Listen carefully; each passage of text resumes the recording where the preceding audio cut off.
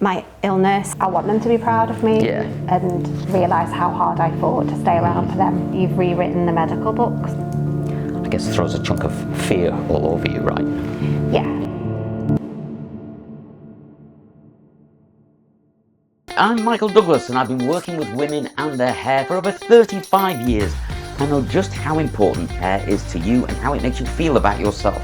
And that's why I've invited some brilliant women into my studio in Soho to tell me about their life, the challenges they've faced, and how I can help them make the most of their hair. So keep watching for great stories, tons of hair tips, techniques and advice. This is Hair Stories, where hair meets life.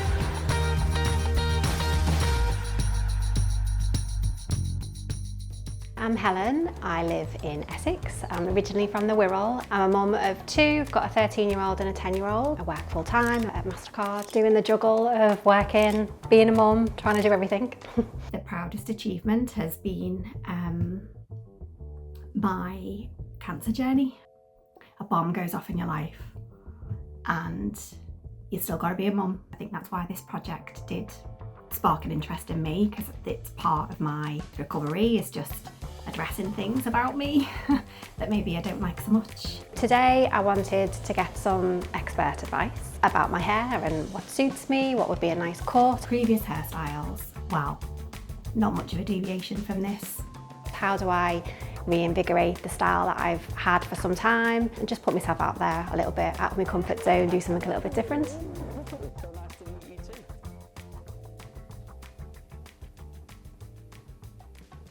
My big problem is that you look too good to start with. Come on. I'm always wanting people when they turn up to look really bad, and I'm like, oh my God, yeah, I can transform Helen. But you already look bloody gorgeous. The length of your hair, like how attached are you to it? Do you hide behind it a bit? Stroking it, I do definitely hide behind it. But after my my illness and everything around that, I was even more committed to just having long hair. I just felt like, you know, this is what I know. I'm in control of my hair. Yeah. If you're already going through something life-altering, you like to chop all your hair off and like do all that's just like, it's too much. But I see long hair in other people, you know, it's all like nice and wavy, and I just think, oh yeah, I'll go for something like that. But the reality is, you know, I have got quite a busy life and I don't have the time to really spend making it look all beautiful. How long have you got in the morning? 10 minutes? On my hair, 10 minutes, So we can kind of keep you in that ballpark where you can make yourself look great in 10 minutes, you know, with a blow dryer or a hair tool or something like that. That would be good. Right. Now this is an example of the fringe I don't like. Okay. Like, I don't mind a nice fringe, like a heavy, but that was too short, and then it sort of stuck up a little bit. This is a long time ago. Again, I didn't like that haircut, but see, the fringe is just a bit... Yeah, it's kind of stuck to your forehead a bit, isn't it? It is stuck to my forehead.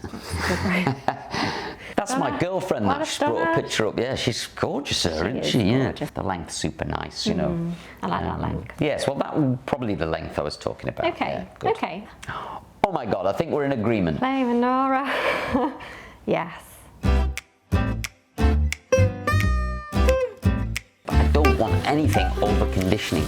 You've been on quite a journey these last few years. It was 2019 and I'd been losing weight and not attempting to lose weight, but I was losing my appetite as well, which was strange. Was there anything that your own conscience was like telling you? Was it saying, you probably need to go and check this out? Yeah, definitely was like, I need to look at this. And then, you know, I had a couple of appointments with the doctor and it was just a bit like, do some blood tests, you've got a vitamin D deficiency. It's like, it's more than, no, I don't, just, okay, I have, but it's, this isn't that. There was one point where I'd gone for an appointment and I'd had like an internal check. And I could tell by the way he was that there was something quite serious, and that's when I was like, oh shit. Wow. And then had scans, and then I was told it was colorectal cancer.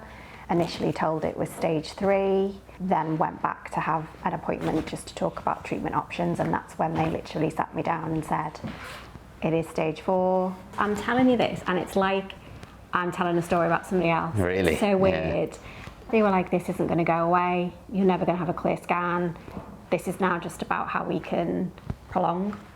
So from you losing weight to that meeting? That was probably about 3-4 weeks. Wow, okay, so really fast.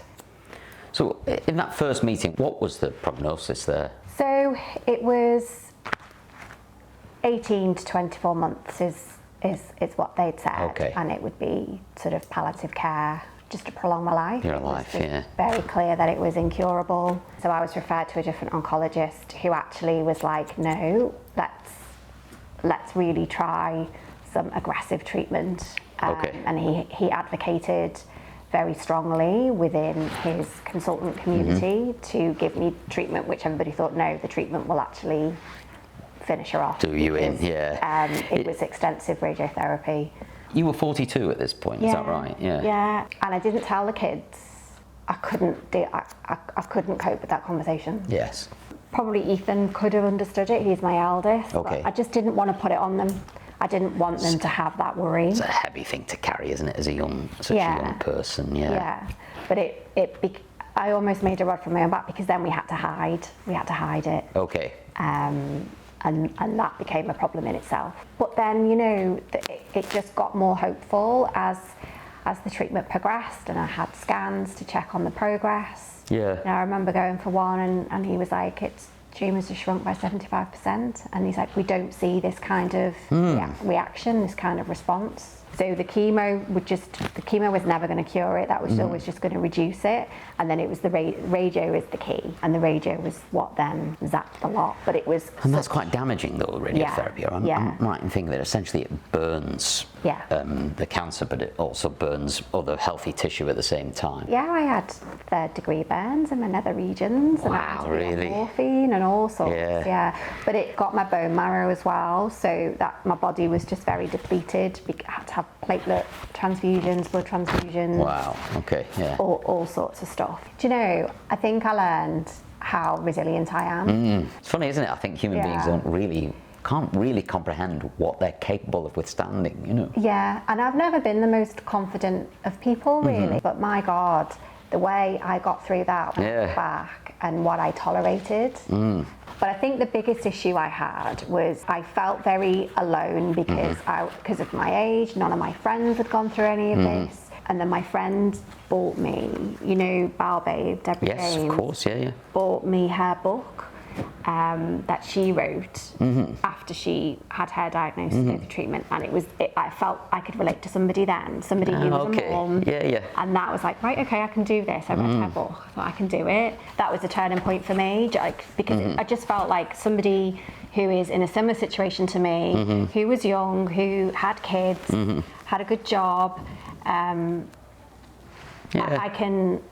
You could totally relate. You felt like you weren't on your own anymore. Yeah, no, that's it. So I knew Deborah quite well. I did her hair quite a lot. Oh, did you? Yeah. Because her and Davina worked together on this Rivita campaign for about 3 years. So I did Deborah's hair throughout that, and then Davina's hair, and we'd shot TV campaigns together and stuff like that. But she was lovely, Deborah. You know, really, amazing. That hit me when, yeah. And I guess to see her pass away, I guess throws a chunk of fear all over you, right? Yeah, it does. Like, how difficult is it to talk about? Is it helpful, or is it just like, I would like to park it and move on now, or is it now just wrapped up in your whole identity? You know, it's wrapped up in it's my story. Yeah.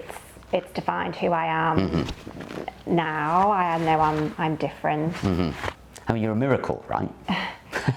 That's what my oncologist said. He's like, you're a miracle. Yeah. Like that you've rewritten the medical books on this one. And so you had this very aggressive treatment. Yeah, it just worked.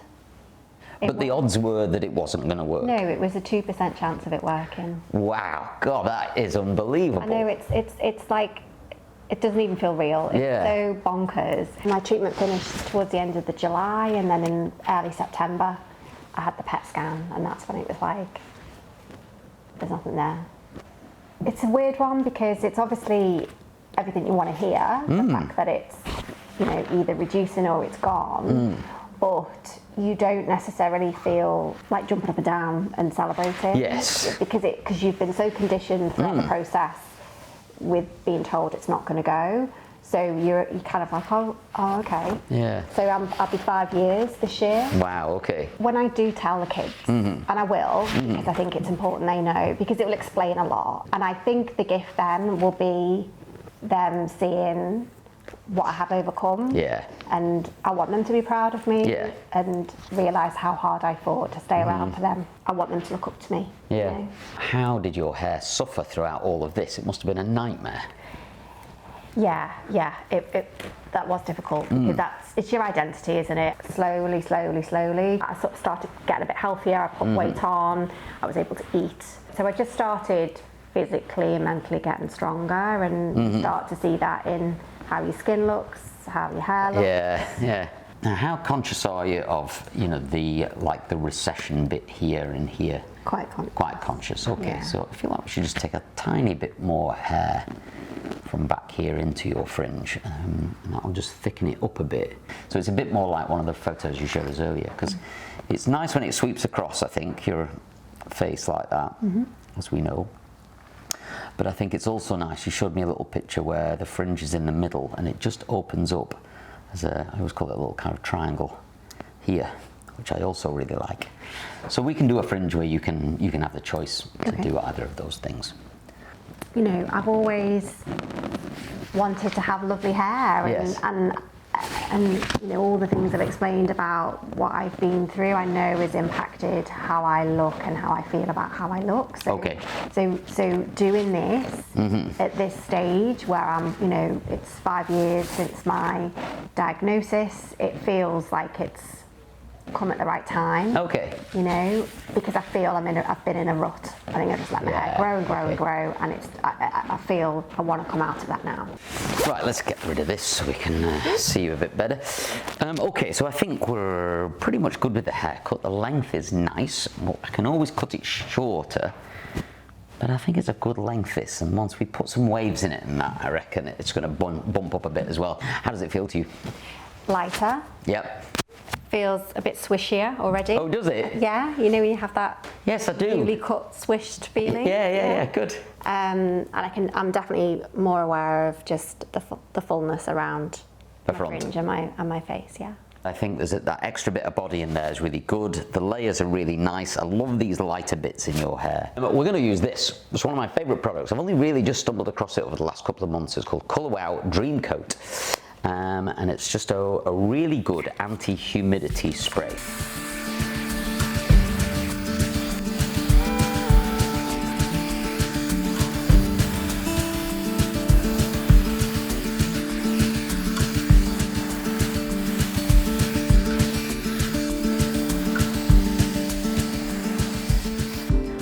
So we've got a nice little blow dry in the hair. Nothing too fancy because we're going to put some waves in the hair. We've chopped quite a bit of length off. I would say 5 inches, possibly 6 if you're not looking closely. But one thing Helen did mention earlier was this little swoosh in here. So these little layers that we've put in the hair where they start about here. And then you've got longer hair here, just is what gives that nice little curve to the hairstyle. So the layers have really helped us with create that kind of effect. We'll see how easy or difficult it is to put a wave in and how long it might last. What I'll do is I'll retract the bristles here on this so it's a bit like a styling wand, and then we'll wrap the hair around it. Now once I've done this once or twice, I'll be able to kind of get a feel for how well Helen's hair takes a curl. We're up to the highest temperature setting, and let's see what we get. Oh, look at that, super nice.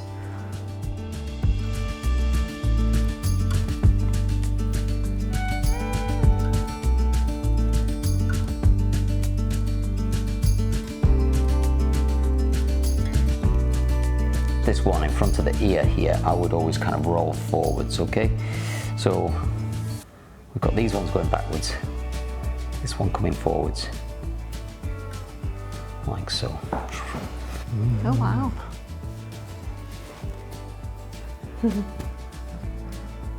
How's that feel? No, that's lovely. It feels lovely. Nice, isn't it? Yeah. Yeah. It feels lighter. It looks it looks a lot healthier as well. Yeah. And the volume. I love the wave. Yeah, it's nice, isn't it? I love the wave. It really makes it kind of Yeah, come to life a bit, doesn't it? It's fab. I feel amazing. Yeah, I really do. The whole experience has been fab. Just chatting everything through with Michael has been just great to speak about my story and just how that's played into my hair, my image, just what I needed today. So yeah, all the boxes are ticked. I feel fab.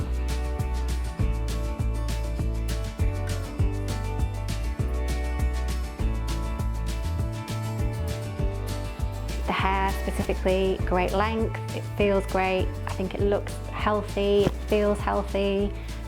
It's the kind of look I wanted. So whilst I feel I've had quite a change, it's still true to me as well. So great balance. And you know, when you have your hair back as well. Oh yeah, yes, exactly, nice, yes. You know, yeah. I think, yeah. Look at that. These little. Lovely. Thank you so much. Oh my God, it's a total pleasure, and it is so nice. Thank you. Thank you so much. That's a pleasure. We'll see you again, I'm sure. You know. I hope so. We can do a follow-up.